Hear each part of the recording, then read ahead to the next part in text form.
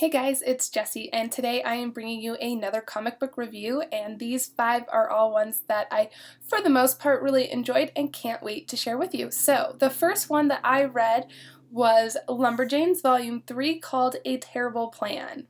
This volume we jump straight into campfires, dinosaurs, and earning badges. I couldn't wait to dive into this one, especially after the other two, but what I was immediately having issues with was the change in the art style. I really wasn't that happy about it. I was already really fond of the previous art, and so while I wasn't super excited about it, the more I got into it, the more that I did enjoy it and think that it was well transitioned, and it did a good job representing the Lumberjanes. It ended up being pretty awesome, and I'm really glad that I ended up opening up to that. So definitely keep an open mind when you head into this because, like I said, I really adored the first two, so I just went in not sure how I was going to feel about it, and I'm glad I stuck through. I really loved this volume. I think that the storyline was more thought out and it allowed us to get to know the characters a little bit more as well. So like I mentioned, we did get to know each of the girls a little bit better. We got to know more about their personalities, who they are, and kind of how they interact with the world, and I really loved April. I think this is who I connect with the most out of all the Lumberjanes. April is so goal-orientated and aggressive and outgoing, and I think that's why I really loved her. And in some ways, she definitely reminds me of myself, especially the part with the cake.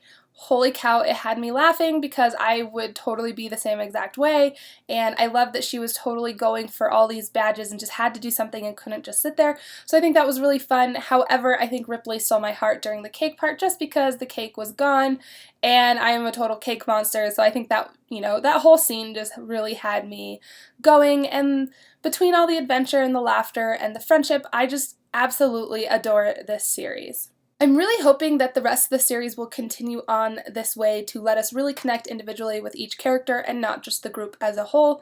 But like I said, I really did enjoy this. I gave this a 5 out of 5 and I can't wait for the next one to be released. I think that's in July, so I'm very excited because that's like a month away, so woohoo! The next comic I read was actually from NetGalley, so it was one that actually just got released, I believe, yesterday, and it is called Klaw. It was cycle 1 through 3, and it is about a character named Angel Tomasini who is being bullied at school and ends up being saved by a tiger. So I thought, yes, weird, okay, and I kind of kept rolling with it. As it continues on, we start to piece together a little bit of this puzzle and realize that Angel has no idea who his family is or what they do, and that he's basically been living with his head in the sand because his family is actually part of the mafia, and somehow this has all bypassed him and he's just kind of accepted the fact that he has all these uncles, all these different last names, nobody looks alike, and yet he's just kind of rolls with it. So I feel like he's just oblivious to it all. We end up finding out that this tiger that has saved Angel is actually what's called a D-I-Z-H-I.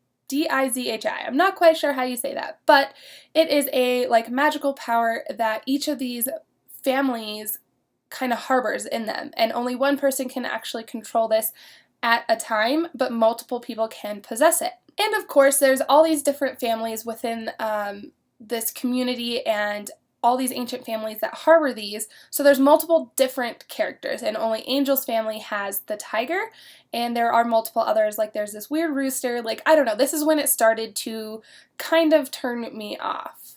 And the whole reason to that basically is just because it started to get too strange. Not only was there this I don't even know what it is, but anyways, there's those powers, but then on top of it, they also become kind of like superheroes, so they're mixing this weird, power with being superheroes and I just feel like if it would have focused on one or the other, it would have been a little better.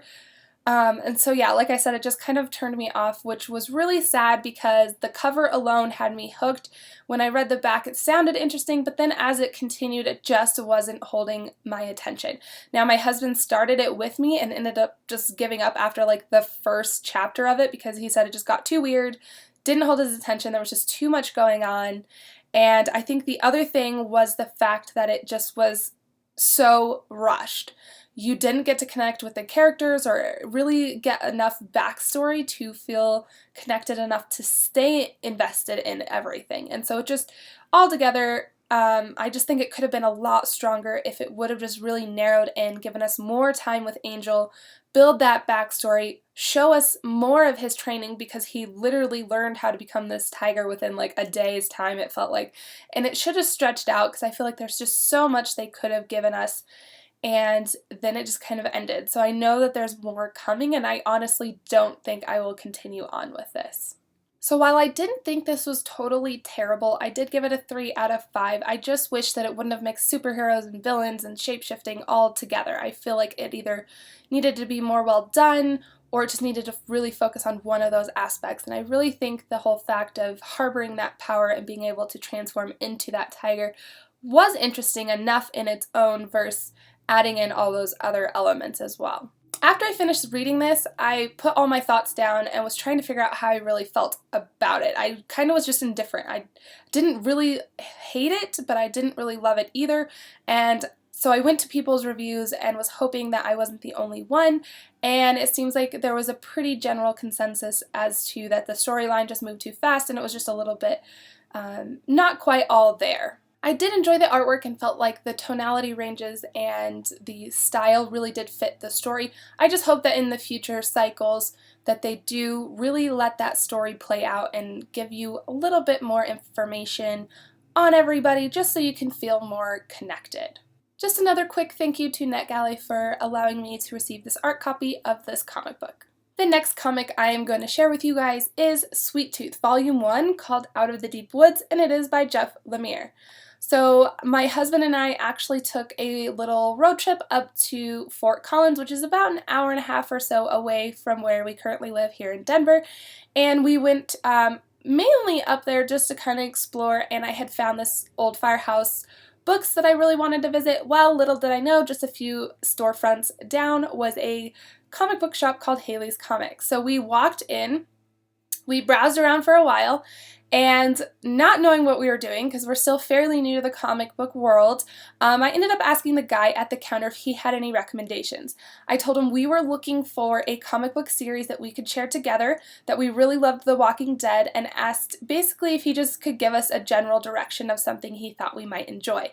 He immediately jumped over to Sweet Tooth and handed us this first copy and said, "You will probably enjoy this," and so we kind of just bit the bullet and bought it on the spot, and much to our surprise, we've really been enjoying this. So Sweet Tooth is a post-apocalyptic story.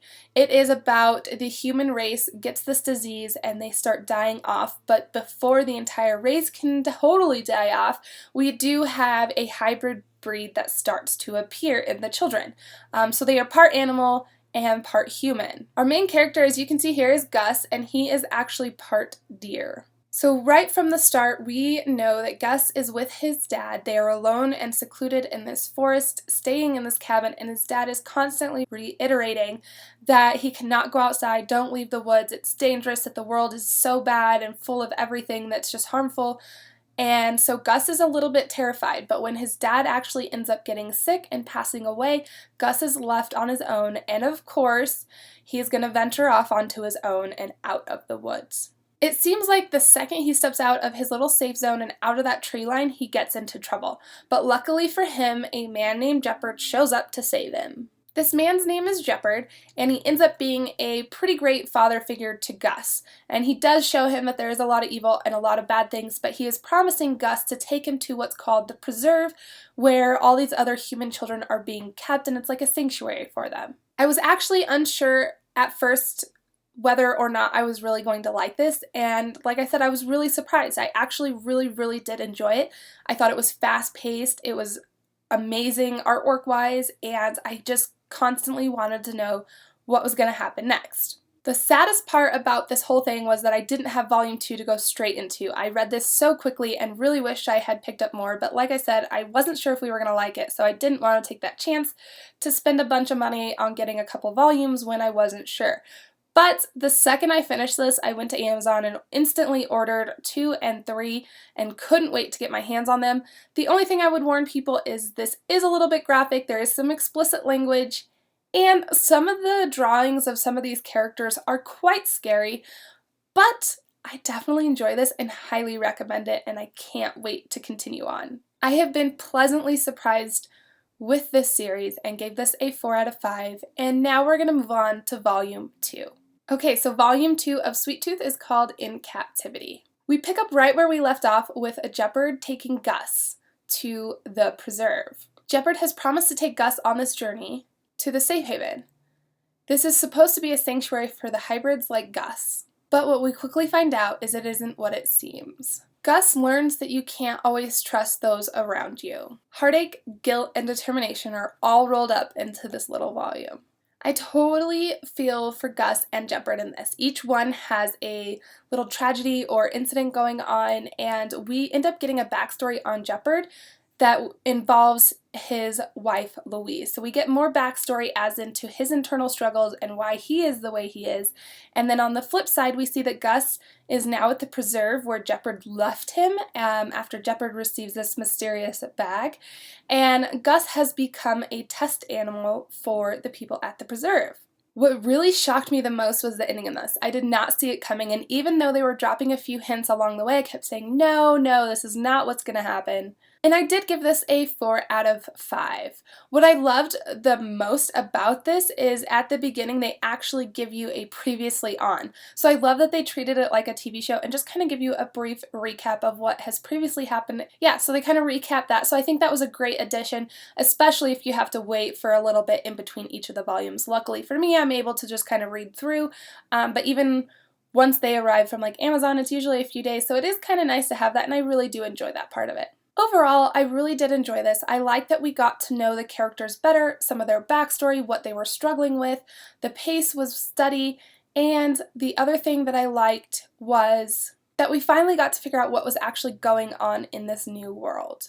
So like I said, I was excited to start Volume 3, and that is next up.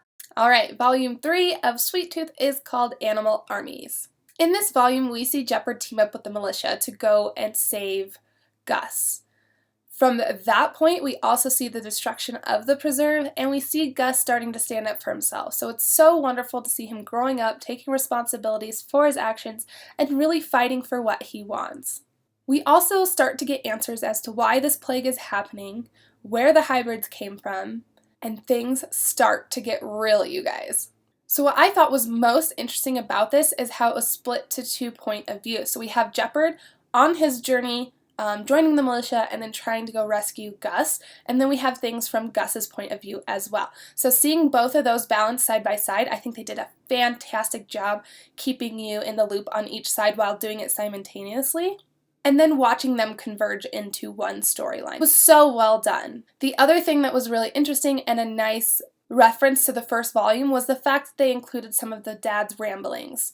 And what we thought were just his weird, like he's just out of his mind and he's about to die any day kind of ramblings into what is more of clues as to what's happening or kind of the backstory as to how things have happened. As the story went on, we got more and more information on Jeopard and that internal struggle about his wife that he has been dealing with. I think when he's talking about her and talking about all those details that he does to keep her alive in her mind, I totally connected with all of that. I know how that all feels, and I totally think it was the best thing to do to really make Jeopard more relatable and more of a person than just this kind of grumpy man that was really hard to kind of connect with. The big shocker of this one is we find out that his son actually did not die. So while I'm going to leave it at that and won't give you any more information, it was the big shocker and I just couldn't believe it. So this is the last one that I have in my possession and I was super bummed. So I immediately, of course, ordered 4, 5, and 6 that will round out this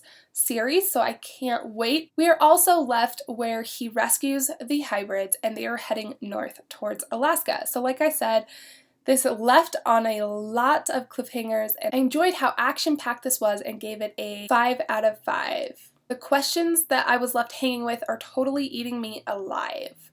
I've been relating more and more to these characters as the layers kind of peel back, like with Louise, and I really look forward to where the story goes and really getting to fall in love more with these characters. Each volume has gotten better and better, so I can only imagine where this is headed next. So those are the 5 comic books that I had to share with you today. I hope that you enjoyed it. Please leave any questions or comments below. I am more than happy to answer.